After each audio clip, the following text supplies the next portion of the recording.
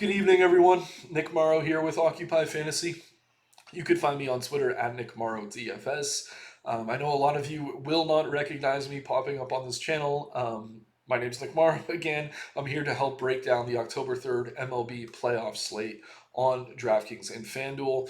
For those who don't know me, just to introduce myself, I've been playing DFS for over a decade now, which makes me feel very old. But yeah, the guys asked me to come on, talk through this MLB slate. I know we had a lot of satellite tickets. That were won in the Discord. So a lot of people are going to be playing this slate. And I just figured I'd talk through the four games. So the bad news is the model isn't up yet. We don't have ownership percentages. We don't know where our OF index ratings are quite yet. But those will be up as early as 8 a.m. Eastern Standard Time tomorrow. So by the time you're watching this video, odds are you should be able to hop on the Occupy site and check out the model and see where we are rating these plays beyond just what I talked through here. For those who aren't a member of Occupy Fantasy yet, check out the links in the description below. As a member, you get access to the model as well as a single and multi-lineup builder. And yeah, you get access to our pros in a private Discord server leading up to each slate's lock. Also, one more little bit of housekeeping. If you could also like the video, also subscribe to the channel. Let the guys know you like this content. You'd like to see more of it. That helps me out. It helps the guys out. It helps everyone out under the Occupy umbrella. So let's get into the slate here. I have Christian Yelich pulled up right now. I used him as the cover of the video. If we're looking at this playoff slate, I mean, it's 4 games. Most teams have their aces out. The Diamondbacks, they have Brandon Pfaadt as they were fighting for their playoff position, so they don't get to go run Zach Allen out there. So they're going with their rookie here in Pfaadt, and Pfaadt to me is the worst arm on the slate. That's not exactly breaking news or anything. Very talented young rookie, but at the same time very raw in his abilities. He's had trouble spotting his pitches, trouble with control, leaving things over the plate, which creates a lot of upside for opposing hitters. He did look good his last time out, but prior to that, we've seen him allowing 5 earned runs in Yankee Stadium, 4 earned runs to the Cubs. I mean, just back to back to back starts where he's getting hit hard. Several starts, I think 3 of his last 5 where he's allowing multi home runs. But I don't want to spend the whole time breaking him down. I do want to go game by game, but just wanted to start with Yelich pulled up here because I do expect the Brewers to be the focal point of this slate. So and yeah, we don't have the model updated yet. I have the screen here. This is what it's going to look like for those who aren't already subscribers. We have the data in from the last regular season slate of the season, but you can check out the ownership percentages, our OF index rating, which is how we're kind of ranking these plays, and then sort by team totals, ISOs, things like that. Just anything you need to really build good lineups. So just a bit of strategy talk. I mean, I am very strict when I'm building lineups in regular season on large slates, and then I want 5-man stacks. I like to go 4-4 on FanDuel, usually 5-3 if I can, and that means 5 players from one lineup, 3 from another. Stacking is very important. Correlation is very important in DFS. But yeah, on playoff slates, we're dealing with a lot of talented arms. There is some merit at times to stacking just a little bit less. I still think you want to stack. I still think you want a primary stack, but you could also kind of target one-offs a little bit more and just try to chase power. I've won some big playoff slates this way with a 4-man stack and then one-offs. Again, if all these games are low scoring and we pull up DraftKings has the Vegas data up here. Every single game has just a 7.5 run total tomorrow. I do expect we see a little bit of adjustment in these numbers. But yeah, that tells you that there's going to be low scoring games here. So say 5 guys on the slate hit home runs, 2 are in one lineup, and the other 3 are playing elsewhere. I mean, the nuts is going to have probably all 5 of those guys. And it sounds a little bit insane. I still, again, recommend stacking heavily, but I would say you could lighten your rules a little bit. You don't have to be as strict. Maybe you could get away with a 4-man and a 3-man, something like that, if there are really good value one-offs that you find yourself wanting to roster. So just keep that in mind. But yeah, let's go through. We got 4 games. I like how they stagger them a little bit. I mean, we get this slate locking at 3 p.m. We have Tyler Glass now on the hill for the Rays, taking on Jordan Montgomery and the Rangers. So 2 really good arms, both in really good form. No surprise at all to me there. Just pulling up Montgomery's numbers on my other screen as I talk through this Rays lineup. So the thing about the Rays is if there's a team that's decimated due to injury right now, it is actually Tampa Bay. We're looking at the projected lineup tomorrow. We got guys like Caminero, Mead, Betancourt, Walls all starting. I think they would love to have, I mean, controversy aside, Franco, Both lows are not projected to be in the lineup. So yeah, the Rays are banged up right now. So that is a spot you could probably take advantage of them with an opposing pitcher in someone like Jordan Montgomery, who's only 7,100. Again, he's in really solid form. Pulling up some stats that Chris has for me here. I know it's kind of cut off to the left.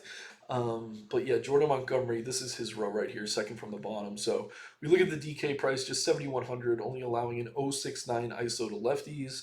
159 to righties, not as good, but yeah, I don't know. The K numbers aren't jumping off the board. He's done a great job against lefties. No surprises. He is a lefty. Pretty good job against righties, too, though. I mean, he is allowing some power, but the 301 WOBA, one of the lower numbers for opposite hand on the slate. So I do like Montgomery here. Again, you're getting a softer Rays lineup. But at the same time, I mean, if you pull up the depth chart, they're also going to be very cheap. So in large field tournaments, the Rays are not going to be at the top of my board. But I would definitely want Yandy Diaz, Randy Rosarina, Harold Ramirez is hot as well. But yeah, I mean, the rest of the stack's going to be very cheap. So they are a cheap stack you can get to in tournaments. For me personally, I'd rather be on the Montgomery side. I expect that to see that reflected in ownership, though. So if everyone's zigging, there is merit to zagging. But for me personally, I'll be on Montgomery a lot here. I like him a lot against the Rays. I would rather play him than those Rays bats. If I am going to be targeting any one-offs, though, let's see here. We could pull up team stats. Let's pull up the Rays, see who's leading some of the power categories. I don't think this is sorted by handedness. But yeah, we got Paredes, who I know mashes left-handed pitching. His ISO just straight is 238. Rosarino 171, a little bit down this year. But yeah, Yandy Diaz, Isaac Paredes will be your priorities if you're looking for one-offs from this game. But again, not to sound like a broken record, I would rather play Montgomery than Rays bats. On the other side, we have Glasnow. Glasnow in pretty quality form. At the same time, it is a tricky matchup here against arguably the best offense in the American League. Let's see, just trying to pull up. I have a probable grid from, there we go. Fangraphs pulled up on my other screen. It's really hard to navigate because usually every single team has a pitcher, but they just left blanks in their page, so it's tough to kind of sort. Regardless, so yeah, on the season we're looking at a 275 xFIP for Glasnow, which is really outstanding. 12.15 K per nine, really high K upside. So Glasnow at this price tag, 9,300, is pretty much your boom or bust option on the slate as far as I'm concerned. If we click over to the odds here, click over to this game. Where are the game lines? Game props. Yeah, so they have both totals at 3.5. The Rangers are shaded to even money. So Vegas actually has the Rays as the better offense here. I don't know that I buy that, but like I said, I mean, the numbers for Glasnow are outstanding. He's pitched really well at home. There's nothing on paper that suggests the Rangers are going to do well here, but I will say, I mean, statistically, they're probably the best offense in the American League that's left in the playoffs. So I'm going to just back this page out. Don't want to spend too much time on each of these games, but yeah, I mean, Corey Seager against the righty is going to be tremendous here. Seager Garcia, if Garcia is back, I believe he is. Yep. So yeah, Simeon, Seager, Garver, Garcia. That's 1 through 4 in this order. They all look excellent. Josh Jung came back a few weeks ago. He looks really solid. Nate Lowe as well. But if you're looking for priorities, I would definitely have Seager first. He's obviously very expensive. Garcia right after him. Then Simeon at the top of that order.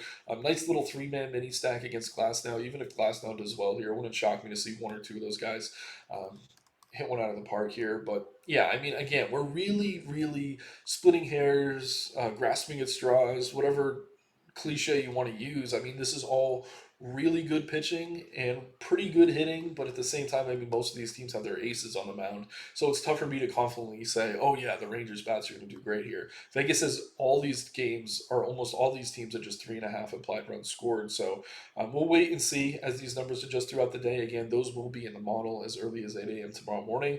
But for now, if there's anything in this game, I think I like Jordan Montgomery. After that, I don't mind Glasnow. He's a solid option, very tricky matchup.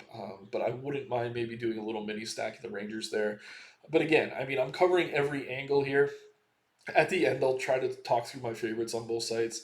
We're looking at the prices on FanDuel now as well. I mean, Montgomery just too cheap in my opinion against a good but not great Rays offense. They're just banged up. So Montgomery point per dollar going to be one of my favorite arms. Also expect him to be very popular. Again, Glass now looks good at his price. Tough matchup though, and he is more expensive than some of our other options. So we can move into the next game now. We got Toronto at Minnesota. Kevin Gausman on the hill for the Blue Jays against Pablo Lopez. I mean, Gausman's been outstanding. If you're playing cash games on a four-game playoff slate, more power to you. I probably wouldn't, but I would guess that Gausman's going to be the guy. The Twins' offense, while it is decent, certainly not one of the best in the AL or left in all of the playoffs in general. Gausman coming off solid starts. We see those games in there where he's hitting that 10K point. And the Twins, I think, as a team, have around a 26 or 27% K rate against right-handed pitching. So I do expect Gausman to be extremely popular. It is a road start. I don't think it matters too much for him. His home road splits are fairly neutral. Yeah, he had that 10 strikeout start in Yankee Stadium just a week or so ago. Just going through. Struggled in cores, but who doesn't? So yeah, I mean, I really do like Gausman here, but keep an eye on ownership. I think he's safer than Glass now. Much better matchup than Glass now. Glass now, excuse me. Also a little bit more expensive than Glass now. And if we pull up these stats here, I didn't talk through Glass nows earlier. I had him on another page, but um, we can see. I mean, he's done a really good job limiting power. But talking through Gausman now, he's had some issues with lefties. I mean, the Twins do have guys like Max Kepler, Edward Julian, Kirilloff, Wallner, even. So if you want to go lefties against Gausman and he's the highest owned arm, I think the Twins are a good way to get contrarian. I imagine when the model rank stacks, they'll be a little bit higher than you might expect for that reason. I think there is some leverage potential there, and I do think the lefties could get to Kevin Gausman. Um, if we're looking at ISO to both hands, obviously Fat is the worst arm on the board, but the second best matchup is righties against Luzardo's. Third is lefties against Gausman. So some of the Twins' best hitters are lefties. So again, Julian, Kepler, Lewis, Kirilloff, maybe Walner. Decent little way to get contrarian in tournaments, and that is if and only if Gausman is one of the more popular arms on the board. Personally, I love the K upside. Gausman, one of the highest K rates. The Twins strike out more than probably any team on the board here. Yeah, I'm pretty confident saying that, even though I don't have the numbers in front of me. So I kind of like both sides here. I like Gausman in your lower risk, smaller field stuff, but in higher risk, I think you can get away with playing some of these lefty bats for the Twins. Just keep in mind if they do chase them early, there is some pinch hit risk there, but I don't imagine they're going to be rushing to the bullpen in the playoffs with Kevin Gausman on the hill. So another situation, and I hate to play both sides. Personally, in large field tournaments, I'd rather maybe get to some contrarian Twins, see which other of these talented arms I can use. But Kevin Gausman, probably the highest floor of any arm just because of how often these Twins bats do strike out. So on the other side of things, we have Pablo Lopez. I'm going to pull up this window here for Lopez. So only 155 ISO, 327 wool, but a lefty. He's not the highest K rate, but he's been excellent against righties. And this Blue Jays lineup, they could put Belt, Biggio, Kiermaier, Varsho in there. Varsho's actually really hot right now. I'll shout him out as a good, cheap value play with upside. But it's a good matchup for him because the Blue Jays' best hitters are right-handed. So yeah, again, I would favor lefties if I'm going to bats from either side of this game because both these guys have pretty reverse splits. Not reverse, pretty sharp splits, excuse me. Lopez, very good against righties. Gausman, very good against righties. But the Twins, their better hitters are lefties, and the Blue Jays' better hitters are righties. So I don't know. If you want to go for an underdog and you're looking to bet, maybe this is a spot where you could go with the Twins. But at the same time, at home, are they even going to be? Let's see. It's slight favorites. So I don't know. I like the spot for the Twins, but at the same time, again, Gausman probably the highest floor on the board. Excuse me. And yeah, target lefties both sides. We'll move into the next game now. Next, we have that game between the Diamondbacks. Do we? Is this right? Yeah, the Diamondbacks at the Brewers. Brandon Pfaadt taking on Corbin Burns. We look at Brandon's numbers here. ISO against lefties 260, WOBA 360. Same numbers almost against righties 240, 360. to the right-handed hitters there. And I mean, Fat, very highly regarded prospect when he was called up, but obviously on paper he's been absolutely terrible. He did look good against the White Sox the last time out, but I think the White Sox were thinking about how they were going to spend their offseason more than actually making anything happen in that game. Um, and yeah, I think you could go to the righties or the lefties here. I did have uh, Christian Yelich pulled up at the start of the video. I do think he is probably my favorite bat, point per dollar on the slate, maybe. Just really like his upside leading off. A guy who's historically hit really well at home. I don't look into home road splits too much for hitters, but it's just nice to know that the crowd's going to have his back here. And then, yeah, we look at some of these numbers. Not the biggest ISO numbers, but yeah, 190 for Adames, around 170 for Contreras and Yelich. Those three are the big bats here. They're going to be the most expensive. But then you get guys like Frelick and Perkins who are also projected. Frelick will be starting. Doubt Perkins starts. They do seem to really like Turang and Donaldson there, so keep an eye on that one. But these three, Contreras, Yelich, Adames, if you're stacking, Brewers are going to be priorities. I also really like Carlos Santana. Um, First baseman, reasonably priced on both sides. I think you can play him with some confidence. And again, I know I'm all over the place in this video, kind of talking through both sides, but I really just wanted to give a high level overview. I have no interest in Brandon Pfaadt here, but keep an eye on ownership. If the Brewers are super, super chalky, I think you could go elsewhere. Maybe play some of the Blue Jays lefties, Twins lefties, like we talked about. Um, but yeah, if the Brewers aren't the most popular stack on the slate, I will be loading up on them. And that is not an understatement, or that is an understatement. I don't know. It's been a while since I've done these videos. Those who are familiar with me know I was doing several a week. This is the first I've done in a couple months, so a little bit rusty here. Definitely apologize for that, but let's talk about the other side of this one now. We got Corbin Burns on the mound taking on the Diamondbacks. Outstanding against lefties. So a little bit of a reverse split there. He has allowed a 160 ISO to righties, so he's giving up some power, but a sub 300 WOBA, which is great to see. His K metrics against righties are down a little bit this season. Not ideal. And it is a tricky matchup here against a pretty solid Diamondback squad, but also one that I do favor the pitcher. I would rather go to Burns than I would these D-backs bats. But at the same time, I do expect the field to kind of match me in that regard. But let's look quickly here. D-backs, D-backs. Yeah, so Corbin Carroll, Rookie of the Year, 221 ISO, outstanding. Ketel Marte, Christian Walker, those three, no surprise. And we have ISO in the model as well, so you can sort by ISO when you're there. If you're on the batters page, just click the batters, and then you just scroll down to the right to see it there if you want to use our own model when you're doing your research. But again, just to kind of really quickly go over this one, I love the Brewers bats, but expect they'll be extremely popular. If they're not, just load up on Brewers. On the other side, I mean, Fats look good. He has some upside. He is dirt cheap if you're looking to really just load up on bats. But for me personally, on a slate full of aces, which one of these are not like the other? It's Brandon Fat here, and I think he's priced accordingly. So for me, love the Brewers. Favorite stack on the board. Also likely to be very popular. I like Corbin Burns. I think I would rather get to Montgomery or Glasnow in that first game. Um, Feel a little bit better about them. Really like the K upside as well for Kevin Gausman. So I'm not going to call Burns one of my favorite arms on the slate, but he's kind of priced in line with that. At 8K flat, you could put him in with another arm, pretty much fit whatever you want. Again, all the arms are sub 10K on DK. I don't know if I mentioned that yet. But that makes it really easy to build. I mean, if we're looking at hitters, Seager's expensive, Carroll. There's only a handful of guys over 6K, or less than a handful, only two.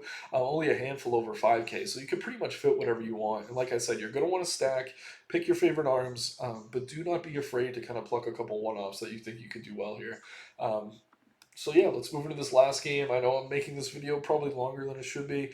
Looking forward to NBA season when I can do more live videos, so we will be able to keep things a bit more structured. But we're still on MLB here. We got Jesus Luzardo and the Marlins against Zach Wheeler and the Philadelphia Phillies. So just pulling up the numbers here. Luzardo, outstanding against lefties, no surprise. Against righties, allowing a 184 ISO. So like I said, after Fat, righties against Luzardo is where you're going to want to go. 321 Woba, just not great. I mean, as talented as Luzardo is, massive K upside. We've seen him go for A plus Ks in 2 out of his last 3 starts.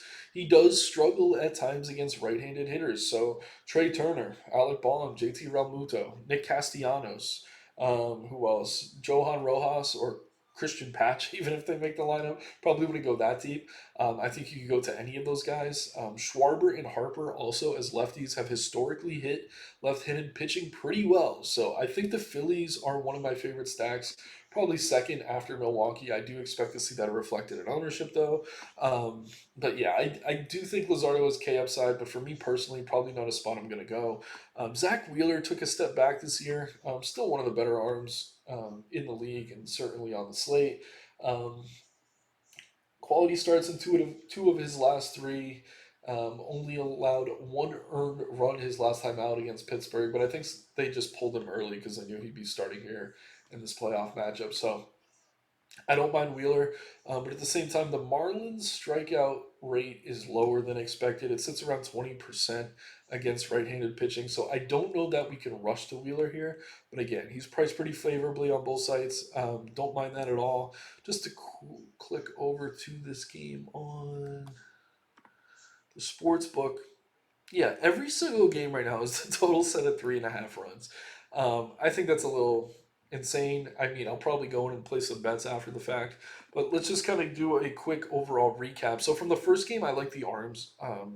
Definitely like Montgomery a lot here, and I don't think he's going to be that popular because righties are going to profile well against him. But at the same time, he's been in excellent form, and this is a banged up Rays offense. So I do think I'm probably going to get to some Montgomery, especially if he's not that popular. Glasnow on the other side, very tricky matchup, but arguably the most talented pitcher on the board. Arguably, I like him a lot. But from this game, I mean, if anything, maybe I stack Simeon Seager Garcia as like a little mini for the Rangers. But I like the arms better there. In the next game, just to recap again, Kevin Gausman probably going to be one of the safer quote unquote arms on the board. Tons of K upside against the Twins, north of a 26% K rate against right handed pitching.